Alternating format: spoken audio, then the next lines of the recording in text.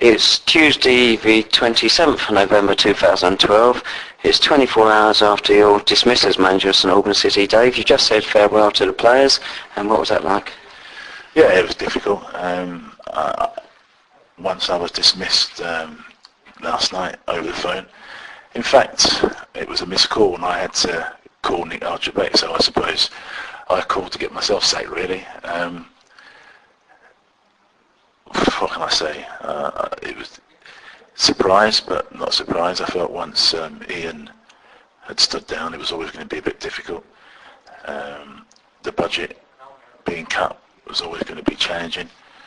And then I think, with the price increase, the supporters would have been well within their rights to say, we're paying 20% more to watch this so-called entertainment. So it could have maybe cranked up a bit more pressure on the team as well. But I felt the Bashley game was probably going to be another heads or tails performance, but I was confident that, if we changed a few things and went to Bashley with fresh impetus, the one thing I was certain about, that when we came back to Clarence Park on Saturday to play Leamington, a big game, and my players would have responded. Some people might say it's easy to say, but I know the players, I know the team, and the run we had, the 1 win in 8, I think it is, or maybe 2 in 9 or 2 in 12 or whatever it is, if you count the cup matches as well, would have come to an end at some point, and when it did, we would look to kick on. And I had the end of the year to Christmas, I felt to, get the lads back on the right path and look to pick up some speed in January and, make our salt. I'm disappointed that we're not given the chance to do that. I'm disappointed that they felt that we weren't able to do that. We're in a better position than we were in last season. We are a point off the playoffs. We are 6th in the league. Although, some people might argue the case that we played more games and all that kind of stuff. But I'll tell you this now, we got Howell to play twice. We got Leamington to play twice. Stourbridge, we got to go there. St Neots got to come to us. There's a lot of big games still to play. We've got to go to Cambridge. Chesham got to come here. And there's lots of points to play for. And I was confident that once we turned that corner and got on the straight, it didn't matter who we were playing, that we would be able to do the job. But, now we never know. And the disappointing thing for me is that not being able to not give the chance to show that when I was told that I would be given the chance.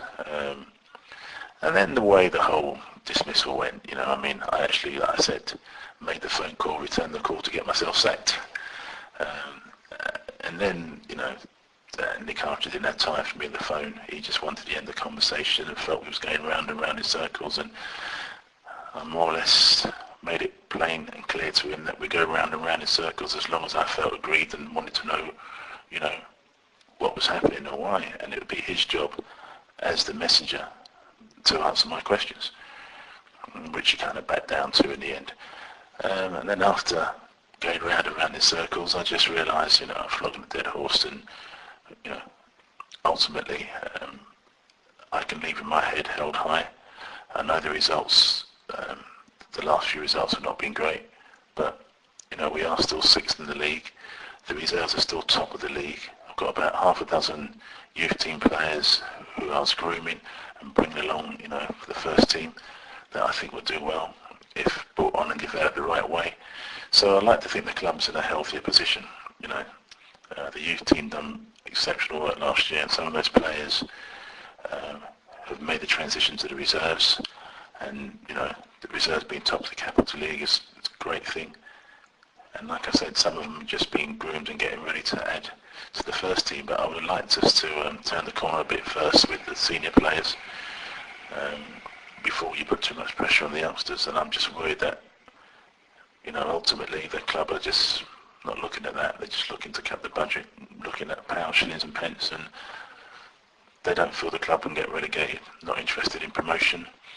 And they think that if we stand still, stay where we are, we'll be safe. And anyone in football knows you try and stand still in football, you only go one way and that's down. But unfortunately, I don't think the owners will get that or realise that. But, the same way that I've been judged on my performances, and after every game I've never turned down an interview to talk to you, no matter how poor the performance was or, how down I felt. I was grateful for the vehicle that you gave for me to, communicate and speak to the St Albans City supporters. And you were in a position to get across some of the views that they might have been feeling, and we had our little spats and disagreements, but again we both wanted the same thing. We wanted success with St Albans City Football Club, and I'd like to think that in the year and a half that I've been here, it's been a bit turbulent and there's been some up and downs, but we have tried to play some good football, especially at home. We had a period of some of the players were producing some good football, entertaining football, and when you go back to on occasions when you said to me in the past, why are we so direct, long ball, blah blah blah, and I maintain that these things take time, and it's about confidence. And when the team that I have now is confident, they're the best team in the league. When they're not, we've got to work that bit harder, and we've got to make sure that we compete with some of the other teams that maybe not as good as us, but they may be tactically more organised or play more to their strengths and make less errors than we do. So, it's about getting a squad to deal with all those kind of things. And I don't know what the players would do. It was emotional saying bye to all of them, because every single one of them I brought here, except for Sean Shields, he was already here. I think 2 hours before I received the call from Nick Karcher, I'd spoken to Sean Shields about the fact that the Northern Ireland FA had been in contact with the club, and they wanted to confirm that his father was from Belfast. So that's a great opportunity for Sean Shields, and a great recognition for the advance that he's made in the time in the last year and a half. Last year was a learning curve for him, and he was in and out the side and coming off the bench. But this year he started nearly every game, and he's been very influential. And I just wish him well. And if it works out for him in Northern Ireland, I said to him, chance to play international football, he's got to take it, whether it's Northern Ireland or whoever it is. Every footballer wants to play at the highest level they can, and international, you don't get any higher than that. So, I wish Sean well.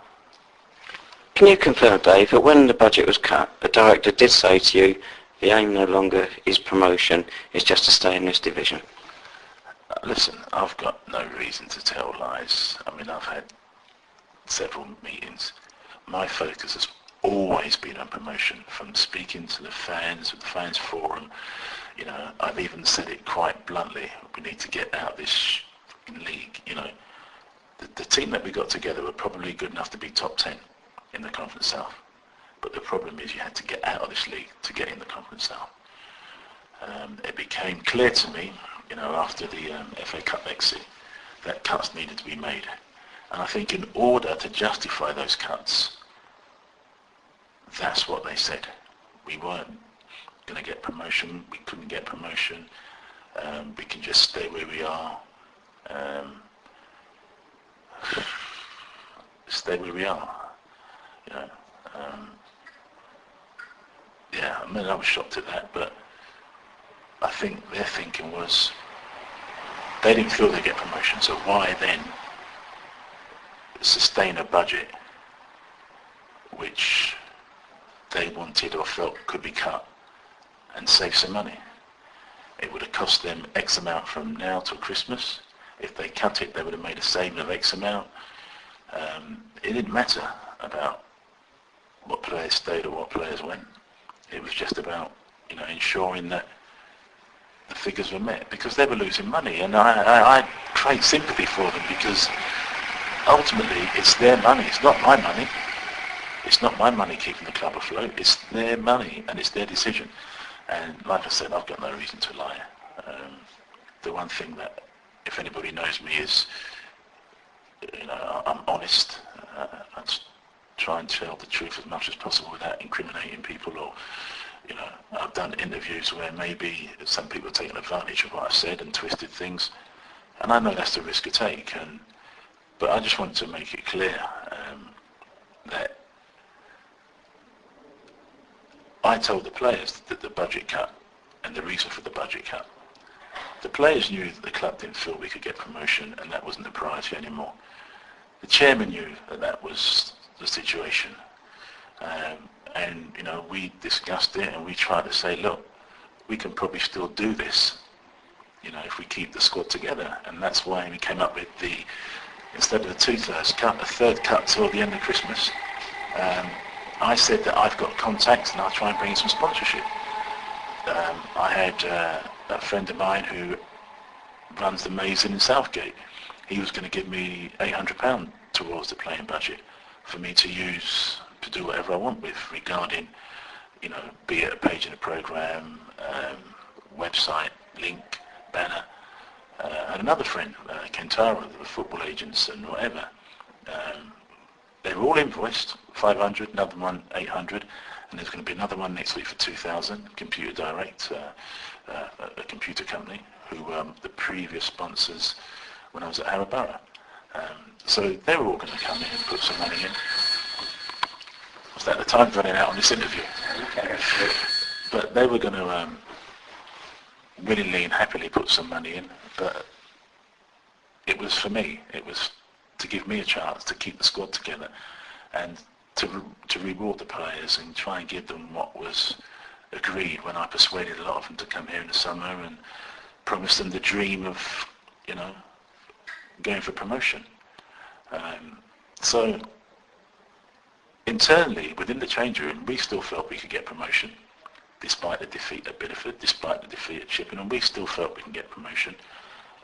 I still was trying to get the sponsorship money in to cover the budget cut for the players, which the owners agreed to and were fine. They said, well, you can do that and you can put it in the playing budget and make up the difference. And I understand they weren't too fast because they got what they wanted, the cut.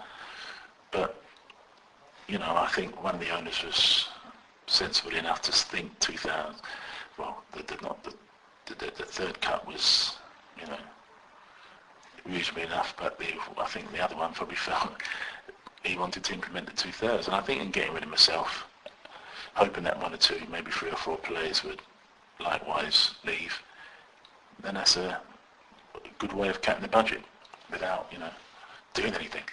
You're right, it's owners' money, so they can do what they like in it to a degree, and it highlights the problems of not getting enough revenue from Clarence Park during the week, which is why they want to move the club to a new ground. But they knew of losses the club was making when they took over, and it still seems to have gone on. Nick Archer went in the paper today talking about looking for average rates of 500 this season. Well, we haven't had that for 5 years, and the last four of those years were at a higher level. They talked about wanting a prolonged cup run. Well, we had a joint highest cup run for 10 years. Someone got the sums wrong. Well, they did. I mean, if you're going to try to budget for an FA Cup run, it's prize money. You can't, it's not your money. You've got to earn the right to get that money. You can't include that in the budget. That's the most ridiculous thing I've ever heard. And anyone in football, any supporter, any official that runs a club, you know, you may budget to say, if we get to qualifying round, if we get to this qualifying round, if we get to this first round, this is what it'll be, this is what it'll be, this is what it'll be. But you don't budget to assume you're going to draw Man United at Old Trafford, and you know, you might as well just buy a lottery ticket. Right, I think that's probably about it. Dave, you're being called. Any idea what the future holds for you yet? Yeah, I'm just going to take a little time with my family, spend a bit more time with the little 9-month-old boy that I've got, and probably go to France. My partner's from France, and we're going to go and spend Christmas in France, so that's what I'll probably look to do. Just like to say thanks so much for all the interviews, Dave. You've always been a joy to deal with. Even when it was contentious, it was very enjoyable. All the best. And the same to you, Dave. It's been a pleasure, mate. Thank you very much for the time. And, you know, it's been a bumpy ride, but I've always tried to be as truthful and honest with you as I can.